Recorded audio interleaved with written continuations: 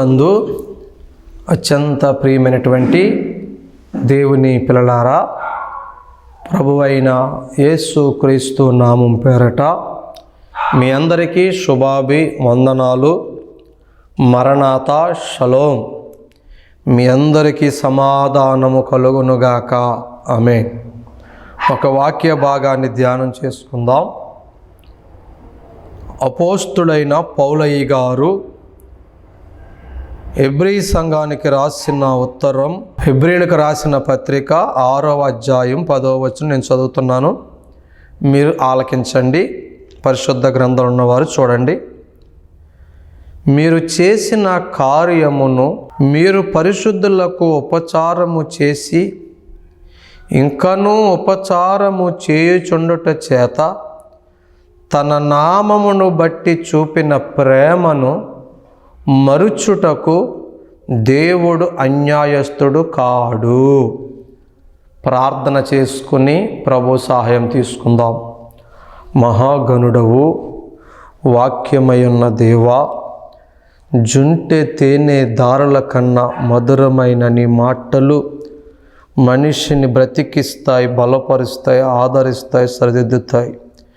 ఈరోజు కూడా ఈ దీన సేవకుణ్ణి, ఈ ఓటి కొండను అభిషేకించి బలపరిచి నీ వరములతో నింపి నిస్సత్తువ బలహీనత, స్వర బలహీనత, శారీరక బలహీనత తొలగించి నన్ను మీరే నీ ఆత్మ ప్రభావంతో నింపి నీ వశములో ఉంచుకుని విశేషమైన నీ ప్రజలతో మీరే మాట్లాడమని మా మంచి బోధకుడైన యేసు నామమున ప్రార్థిస్తున్నాము పరమ తండ్రి. ఆమేన్.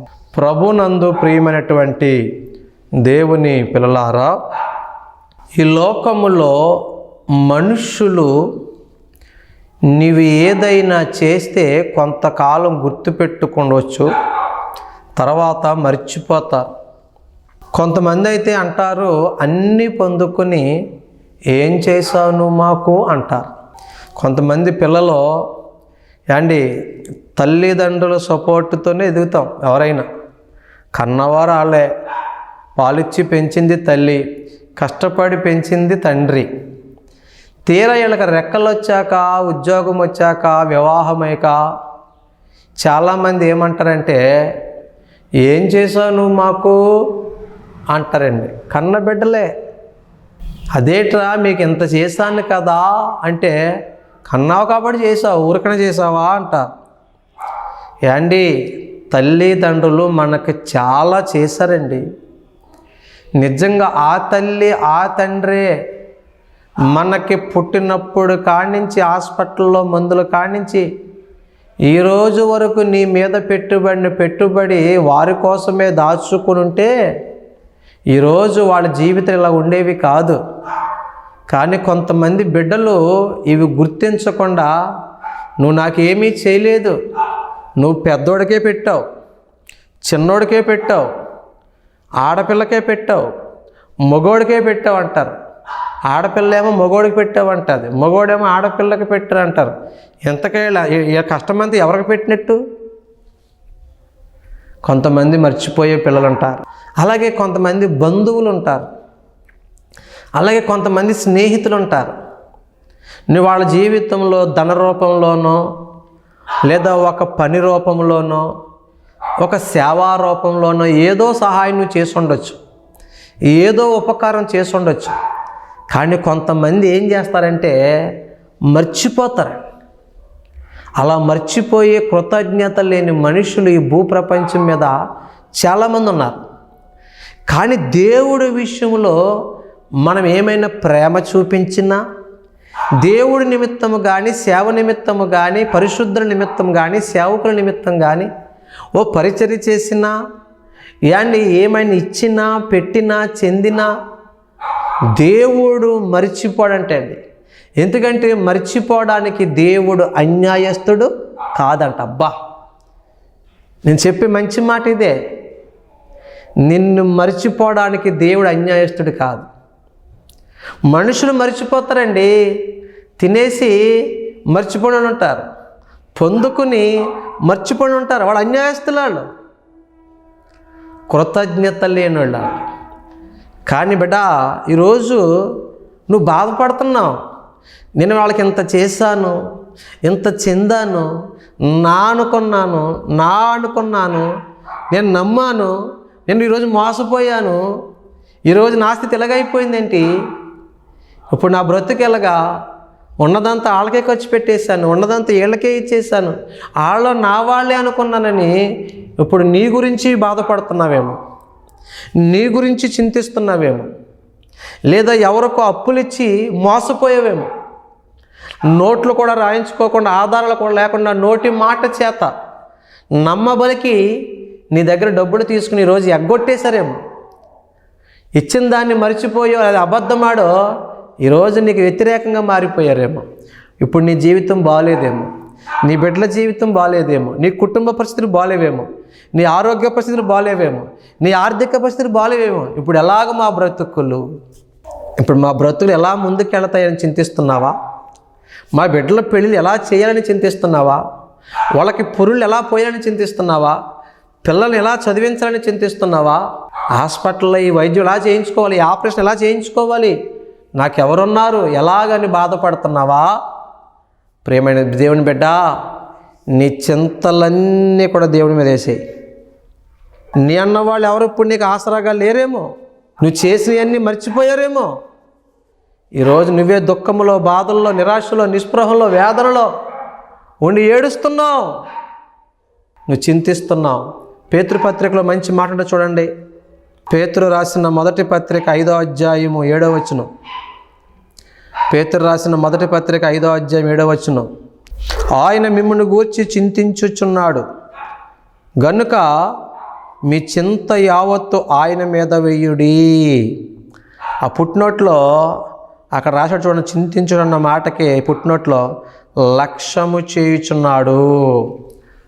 బిడ్డా, నిన్నెవ్వరు లక్ష్యము చేయకపోయినా, నీ గురించి ఎవ్వరు పట్టించుకోకపోయినా, లక్ష్యము చేయడం అంటే పట్టించుకోవడం. ఈరోజు నీ కన్నవారు నిన్ను పట్టించుకోవట్లేదేమో, నిన్ను కట్టుకున్న నీ భర్తే నిన్ను, నీ బిడ్డల్ని పట్టించుకోవట్లేదేమో. చాలామంది ఈ లోకంలో మా దగ్గరికి వస్తూ ఉంటారు, అయ్యగారండి ప్రార్థన చేయండి, లేక పాస్టర్ గారు, లేక అన్న ప్రార్థన చేయండి అంటారు. ఏమ్మా అంటే పెద్దోళ్ళు అంటారు, మా బిడ్డలే ఈరోజు మమ్మల్ని పట్టించుకోవడం లేదండి, మమ్మల్ని లక్ష్య పెడతలేదని బాధపడుతూ చింతిస్తూ ఉంటారు. కొంతమంది చెల్లమ్మలు వస్తూ ఉంటారు, కొంతమంది అక్కలు వస్తూ ఉంటారు, ప్రార్థన చేయండి బ్రదర్ గారు అంటూ ఉంటారు. లేదా ఫోన్ చేసి అడుగుతూ ఉంటారు, ప్రార్థన చేయండి బ్రదర్ గారు. ఏమ్మా అంటే ఎన్నో ఆశలతో వివాహం చేసుకున్నాం, మంచోడు అనుకున్నాం, ఇలాంటి అన్నీ బాగుంటాయి అనుకున్నాం, కానీ ఈరోజు వ్యసనపరుడైపోయాడు నా భర్త, తాగుబోతుడైపోయాడు, జోదగాడైపోయాడు, వ్యభిచారైపోయాడు. ఈరోజు కష్టార్జితమంతా ఆయన వ్యసనాలు పాడు చేసేసాడు. ఈరోజు మంచం మీద పడాడు, మా బ్రతుకులు ఇలా పాడైపోయినాయి అని. కొంతమంది అయితే ఈరోజు కట్టుకున్నవాడి పనికి వెళ్తలేదండి. మేము తిన్నామా, బిడ్డలు తిన్నారా, వాళ్ళకి బట్టలు ఉన్నాయా, వాళ్ళు చదివించాలా అని వేండి, వాళ్ళకి ఏ చింత లేదు. ఆడి తాగాడా, తందనాడనే తప్ప మా గురించి, మా బిడ్డల గురించి ఏమీ ఏండి చింతించట్లేదు, మమ్మల్ని పట్టించుకోవడం లేదు, మమ్మల్ని అర్థం చేసుకుంటలేదు అని బాధపడుతున్న చెల్లమ్మలు, అక్కలు ఎంతోమంది లోకంలో ఉన్నారు.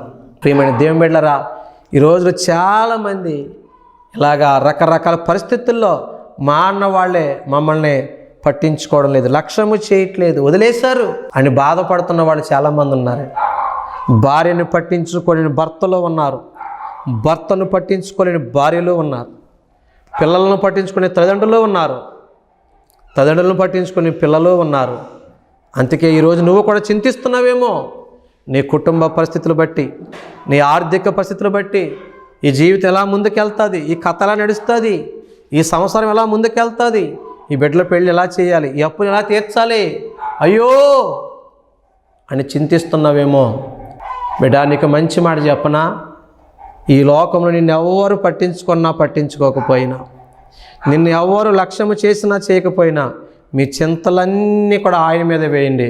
మీ గురించి ఆయన పట్టించుకుంటున్నాడు, మీ గురించి యేసయ్య ఆలోచిస్తున్నాడు, యేసయ్య మిమ్మల్ని లక్ష్యము చేస్తున్నాడు, ఆయనే అన్నీ చూసుకుంటాడు.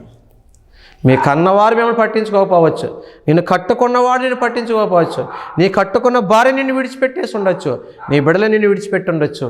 కానీ నీ ప్రతి పరిస్థితి నా యేసయ్య చూసుకుంటాడు. ఏ సమయానికి ఏమి కావాలో దేవుడిస్తాడు. నువ్వు దేవుడి విషయంలో ఏదైనా చేసుంటే, నువ్వు ప్రార్థన చేసుంటే, పరిచర్య చేసుంటే, ఏండి దేవుడి విషయాన్ని ఏ విషయంలో ప్రేమ చూపించే ఒక కానుక ఇచ్చుంటే, ఏంటి దైవజనుల విషయంలో సహకరించుంటే, దేవుని సేవనితో సహకరించుంటే దేవుడు మర్చిపోడో. నువ్వు ఎప్పుడైనా దేవుని విషయంలో కానీ, సేవకుల విషయంలో కానీ, సంఘ విషయంలో కానీ నువ్వు చూపిన ప్రేమను బట్టి కానీ, కార్యాన్ని బట్టి కానీ, పనిని బట్టి కానీ, పరిచర్ని బట్టి కానీ నా దేవుడు మర్చిపోయే దేవుడు కాదు. మనుషులు మర్చిపోతారు కానీ దేవుడు మర్చిపోవడం. కాబట్టి ఈరోజు నువ్వు చింతల్లో ఉన్నావని బాధపడుతున్నావేమో. నా పరిస్థితి ఎలాగా? మమ్మల్ని ఎవరు చూసుకుంటారు? మా అవసరాలు ఎవరు తీరుస్తారు? మమ్మల్ని ఎవరు పోషిస్తారు? మా బ్రతికి ఇలాగైపోయిందేంటి? కట్టుకున్నవాడే కషాయుడైపోయాడేంటి? ఈరోజు ఇలాగైపోయాడు మా జీవితాన్ని ఏడుస్తున్నావేమో. నీకేమీ కావాలో నా దేవుడికి తెలుసు. నీ బిడ్డలకి ఏం కావాలో నా దేవుడు తెలుసు. తగిన సమయంలో నా దేవుడు మీకు సహాయం చేస్తాడు. ఆయనే అన్ని చూసుకుంటాడు. యెహోవా ఈరే. అండి బైబిల్లో ఉంటుంది కదా, అబ్రహాముని మీరు ఆదికాండం 22వ అధ్యాయం తర్వాత చదువుకుంటే దేవుడు దర్శించి, అబ్రహామా, నీ ఏకైక కుమారుణ్ణి నువ్వు ప్రేమించే ఇస్సాకుని తీసుకెళ్ళి నేను చూపించే మోరియా పర్వతం మీద నాకు దహన బలిగా ఇచ్చేవయ్యా అన్నాడు. దేవుని పట్ల ప్రేమ కలిగి కుమారుడు కంటే దేవుని ఎక్కువగా ప్రేమించిన అబ్రహాం ఏంటి కనీసం తన భార్యకు కూడా చెప్పకుండా, ఎవరికీ చెప్పకుండా కుమారుని ఇస్సాకుని తీసుకుని, కట్టెలు తీసుకుని, కత్తి తీసుకుని, నిప్పులు తీసుకుని ఏంటి ప్రయాణమే వెళ్ళిపోతున్నారు. దారిలో ఉండగా, మార్గం మధ్యలో ఉండగా ఇస్సాకుకి డౌట్ వచ్చిందండి. నా తండ్రి, మనం దహన బలి అర్పించడానికి వెళ్తున్నాం కదా, దహన బలికి కట్టెలు ఉన్నాయి ఏండి, కట్టెలు ఉన్నాయి, నిప్పు ఉంది, మరి గొర్రె పిల్ల ఏది నాన్న? దహన బలికి కావాల్సిన కత్తి ఉంది, నిప్పులో ఉన్నాయి, కట్టెలు ఉన్నాయి. ఇప్పుడు ఇంకేం లేదు వాళ్ళ దగ్గర, గొర్రె పిల్ల లేదు. చూడండి, ఆ మాట చూపిస్తాను మీకు. ఆదికాండం 22వ అధ్యాయము, ఆదికాండం 22వ అధ్యాయం 7వ వచనం. ఇస్సాకు తన తండ్రైన అబ్రహాముతో నా తండ్రి అని పిలిచాను. అందుకతడు ఏమి నా కుమారుడా నేను. అప్పుడు అతడు నిప్పును కట్టెలను ఉన్నవి కానీ దహన బలికి గొర్రె పిల్ల ఏదని అడగగా, అబ్రహాము నా కుమారుడా, దేవుడే దహన బలికి గొర్రె పిల్లను చూచుకొనని చెప్పాను. ఎంత గొప్ప విశ్వాసం! దహన బలికి గొర్రె పిల్లని దేవుడే చూసుకుంటాడు. నిన్ను అర్పించడానికి నేను తీసుకెళ్ళని చెప్పలేదు కుమారుడికి. అబ్రహాం విశ్వాసం ఏంటంటే, నేను దేవుడి పట్ల చూపిన ప్రేమను, నేను దేవుడి పట్ల చూపిన విశ్వాసాన్ని మర్చిపోవడానికి దేవుడు అన్యాయస్తుడు కాదు. మనం చదువుకున్నాం కదా హెబ్రీ 6:10లో, దేవుని పట్ల మనం చూపిన ప్రేమను, చేసిన కార్యమును, పరిశుద్ధ చేసిన ఉపచారం మర్చిపోవడానికి దేవుడు అన్యాయస్తుడు కాదు. అబ్రహాం విశ్వాసం ఇదే. నేను దేవుడిని ప్రేమించాను, నేను దేవుడి పట్ల విశ్వాసం చూపిస్తున్నాను కాబట్టి మర్చిపోవడానికి దేవుడు అన్యాయస్తుడు కాదు. నాకు దేవుడు అన్యాయము చేయడు. ఎంత గొప్ప దేవుడు! ఆ విశ్వాసముతోనే చెప్తున్నాడు, నా కుమారుడా, దహన బలికి గొర్రె పిల్లని దేవుడే చూసుకుంటాడు. అబ్బా, నేను చెప్పే మాట కూడా అదే బిడ్డ.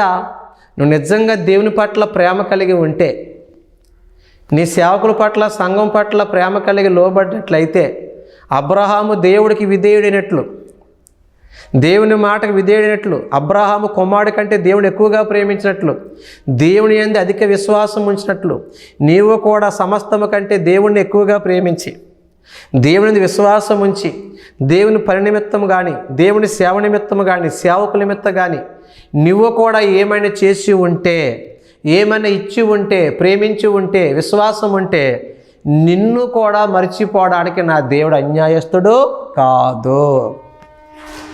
మనుషులు మర్చిపోతారు, దేవుడు మర్చిపోడు. చాలామంది దేవుడికి పెట్టే విషయం లెక్కలేసుకుంటూ ఉంటారు. మనుషులకి, స్నేహితులకి పెడతా ఉంటారు. ఒకడు ఉంటాడు, స్నేహితులకి లీటర్లు పోయేస్తూ ఉంటాడు, బుడ్లు తాగిస్తూ ఉంటాడు, కోటలు తాగిస్తాడు. ఆడు తాగేసి మర్చిపోతాడు. ఆడు తాగేసి మళ్ళీ ఎదుటి నిన్నే కొడతాడు. నీ కొంపకి ఎసరెడతాడు. నీ స్నేహితుడే, నీ కూడా తిరిగినవాడే, నీ బంధువే. నువ్వు చేసిందని మర్చిపోయి ఆడు నీ మీద తిరుగుబాటు చేస్తాడు. నీ కొంపకే నిప్పు పెడతాడు, నీ కాపురానికి నిప్పు పెడతాడు, నీ బంధానికి నిప్పు పెడతాడు. ఆడు మర్చిపోతాడు. అది నీ బంధువు మర్చిపోతాడు, నీ స్నేహితుడు మర్చిపోతాడు, నీ ఇరుగోడు పొరుగోడు తాగినోడు చంద్రుడు మర్చిపోతాడు. కానీ నువ్వు దేవుడి విషయంలో, దేవుని సేవ విషయంలో, సేవకుని విషయంలో ఏమైనా చేస్తే, వారి మాటకు నువ్వు లోబడినట్లయితే, అబ్రాహాములాగా దేవుడిని ప్రేమించినట్లయితే, విశ్వాసం ఇచ్చినట్లయితే, లోబడినట్లయితే, అబ్రాహాము చెప్తున్న మాట నువ్వు చెప్పగలవు.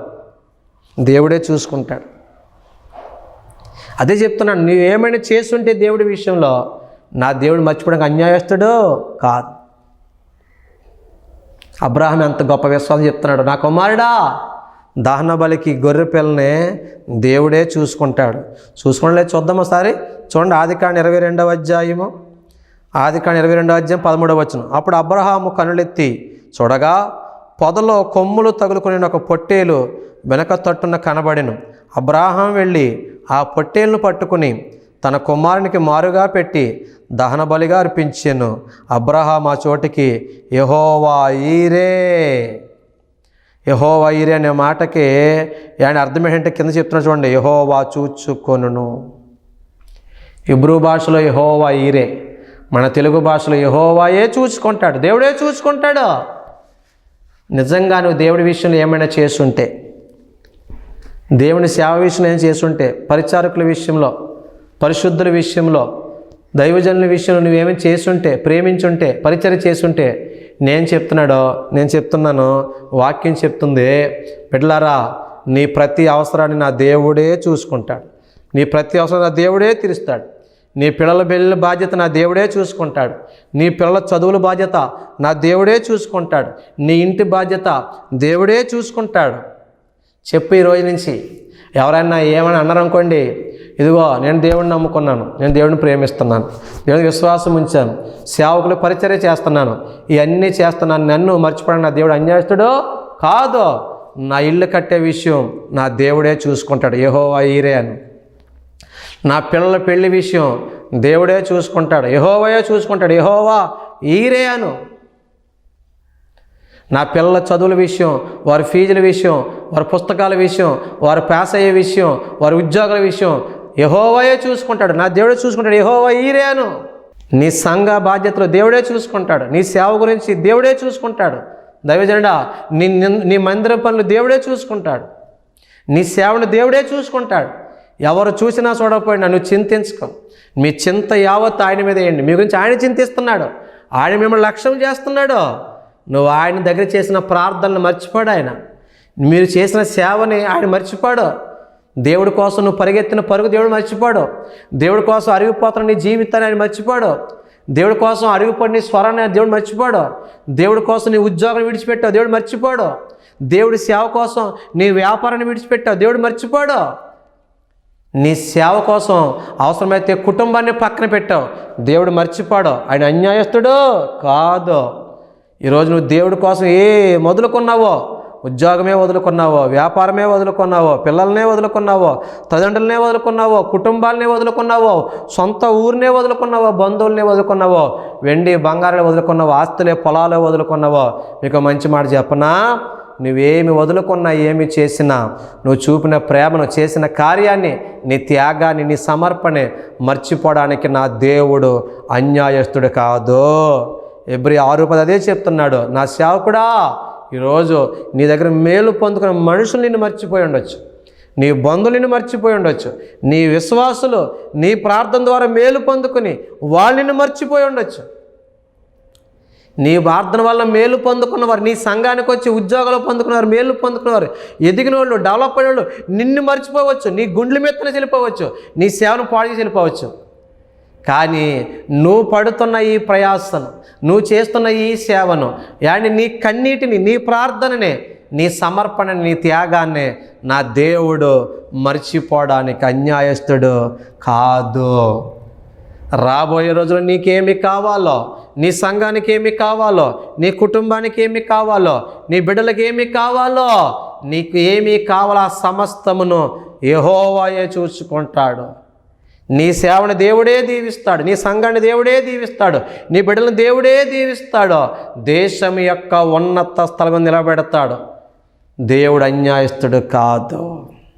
యెహోవా ఈరే, మన దేవుడు యెహోవా ఈరేగా ఉన్నాడు. క్రీస్తు మహిమ ఐశ్వర్యంలో ప్రతి అవసరాన్ని దేవుడు తీరుస్తాడు. నువ్వు విశ్వాసివైనా, సేవకుడివైనా, సేవకురాలువైనా, ప్రియా స్నేహితులారా, మీరు ఎవరైనా కావచ్చు, మీరు దేవుని యందు ప్రేమ చూపించినట్లయితే, దేవుని యందు విశ్వాసం ఉంచినట్లయితే, దేవుడి విషయంలో, పరిచర్య విషయంలో, సంఘ విషయంలో, సేవకుడి విషయంలో నువ్వు చేయగలిగినంత నువ్వు చేయి. మనుషులను నమ్ముకుంటే మోసపోతావు. నువ్వు చేస్తే మోసపోతావు, ఇస్తే మోసపోతావు, వాళ్ళు మర్చిపోతారు. కానీ దేవుడి విషయంలో, సేవకుడి విషయంలో చేసింది దేవుడు ఎప్పుడు మర్చిపోడు. తగిన కాలంలో లెక్కలు కట్టి మనం రూపాయి చేస్తే ఆయన 10 రూపాయలు ఇస్తాడు, 10 రూపాయలు చేస్తే 1000 ఇస్తాడు, 1000 చేస్తే 1,00,000 ఇస్తాడు. ఆయన ఆధిక్యత ఇస్తాడు, ఘనత ఇస్తాడు, కీర్తిస్తాడు, పేరిస్తాడు, ఖ్యాతినిస్తాడు, విలువిస్తాడు, అన్నీ ఇస్తాడండి. మనుషుల్లాగా మర్చిపోయే దేవుడు కాదు. అబ్రహాము దేవుడి మాటను పట్టుకుని స్వదేశాన్ని విడిచాడు, బంధువుల్ని విడిచాడు. ఇప్పుడు కుమారుని పట్టుకెళ్ళి బలిపీఠం మీద పెట్టేయమంటే సిద్ధపడ్డాడు. కానీ అబ్రహాముకు ఒకటి తెలుసు, నేను చూపిన ప్రేమను, నేను చేస్తున్న భక్తిని, నా విశ్వాస జీవితాన్ని, నేను దేవుడి మాటకు లోబడేటువంటి స్థితిని మర్చిపోవడానికి నా దేవుడు అన్యాయస్తుడు కాదు. అందుకే విశ్వాసంతో చెప్తున్న ఇస్సాకే, నా కుమారుడా ఇస్సాకో, దహన బలికి గొర్రె పిల్లని దేవుడే చూసుకుంటాడు.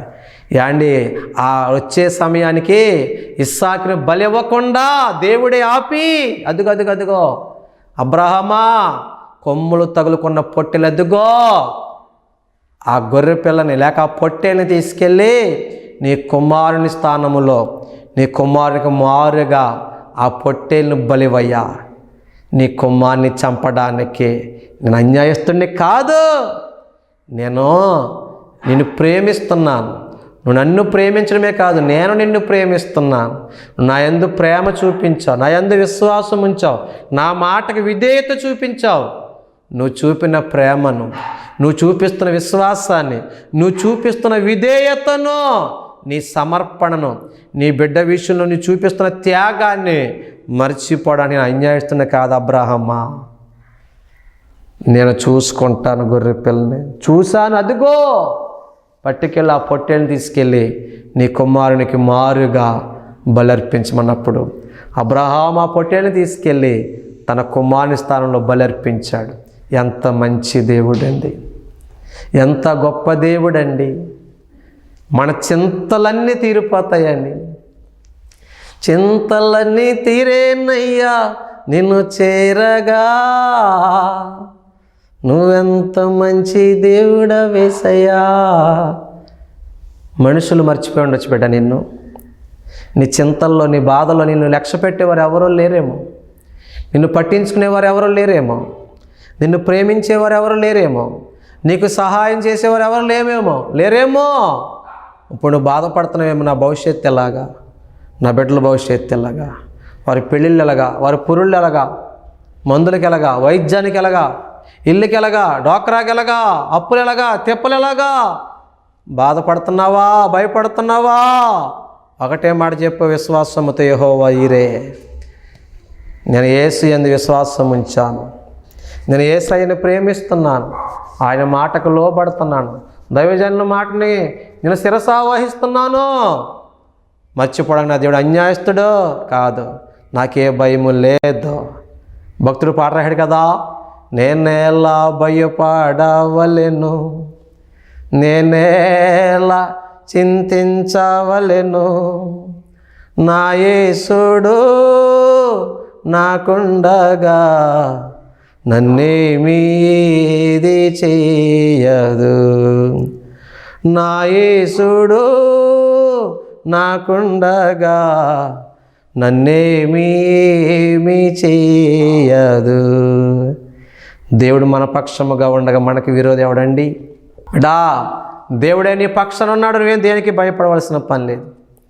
నువ్వు దేనికి చింతించవలసిన పనినే లేదు.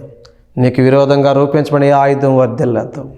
ఈరోజు ఏ చింతల్లో ఉన్నావో, ఏ బాధల్లో ఉన్నావో, నువ్వు నిజంగా దేవుణ్ణి ప్రేమించగలిగితే, దేవుని యందు విశ్వాసం ఉంచగలిగితే, దేవుని పనిలో పరిశుద్ధులకి పరిచర్య చేయగలిగితే, దేవుడు అన్యాయస్తుడు కాదు.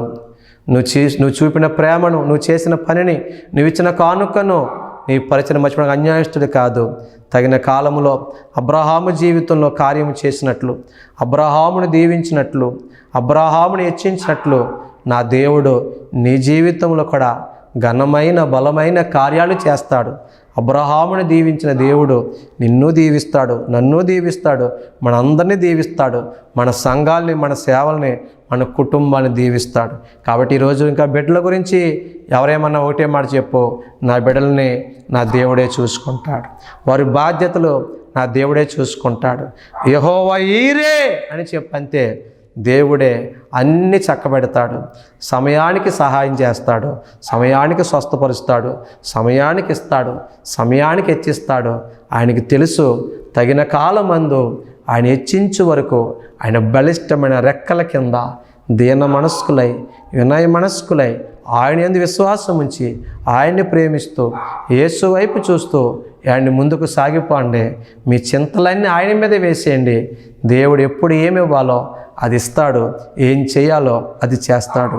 అట్టి కృప దేవుడు మీ అందరికీ దయచేయునుగాక. ఆమేన్. ప్రార్థన. మహోన్నతుడా, నువ్వు అన్యాయస్తుడు కాదు నాయన, సహాయము చేసే దేవుడు, ప్రేమించే దేవుడు, గొప్ప దేవుడు నాయన. మా చింతలన్నీ తీరుస్తున్నందుకై వందనాలు నాయన. ఈ వాక్యం వింటున్న బిడ్డలు ఎవరైతే చింతల్లో, బాధల్లో, కన్నీటిలో ఉన్నారో వారి చింతలన్నీ తీర్చి అబ్రహాముని దీవించినట్లు, అబ్రహాముకు సహాయం చేసినట్లు నీ బిడ్డలకు సహాయం చేయమని, దీవించమని, క్రీస్తు మహిమైశ్వరుని ప్రతి అవసరాన్ని తీర్చి సమృద్ధితో నింపమని, మనుషులు మర్చిపోయిన మరొక విడువక ఎడబాయక ప్రేమించే దేవా నీ బిడ్డకు తగిన సమయంలో కృప చూపించమని యేసు నామమున ప్రార్థిస్తున్నాను పరమ తండ్రి. Amen. Praise the lord. May God bless you all. వందనాలు.